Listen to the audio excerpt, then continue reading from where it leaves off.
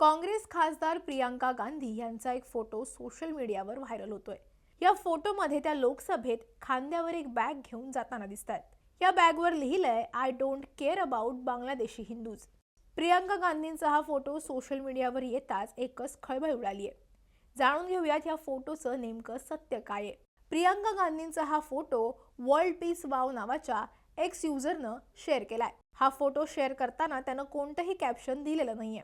जेव्हा सजगच्या टीमनं या व्हायरल फोटोची चौकशी केली तेव्हा सर्वप्रथम आमचं लक्ष वेधलं ते फोटोच्या खाली लिहिलेल्या शब्दांनी।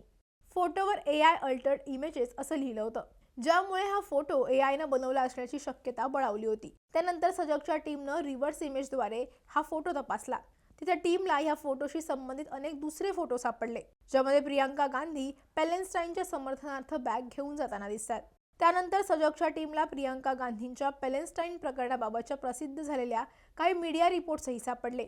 दैनिक भास्करने दिलेल्या माहितीनुसार काँग्रेस खासदार प्रियांका गांधी पॅलेस्टाईनच्या समर्थनार्थ बॅग घेऊन सोमवारी संसदेत पोहोचल्या। त्यावर लिहिलं आहे पॅलेस्टाईन मुक्त होईल।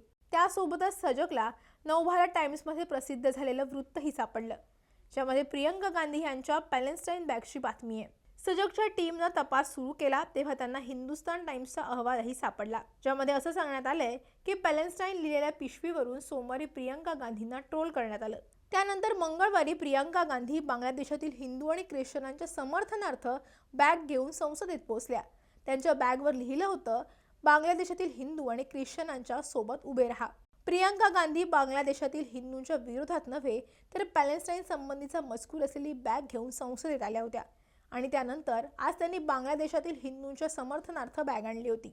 प्रियांका गांधी बॅग घेऊन जातानाचा एडिट केलेला फोटो सोशल मीडियावर व्हायरल केला जातोय। त्यामुळे या फोटोवरून करण्यात आलेला दावा खोटा असल्याचं स्पष्ट होत आहे।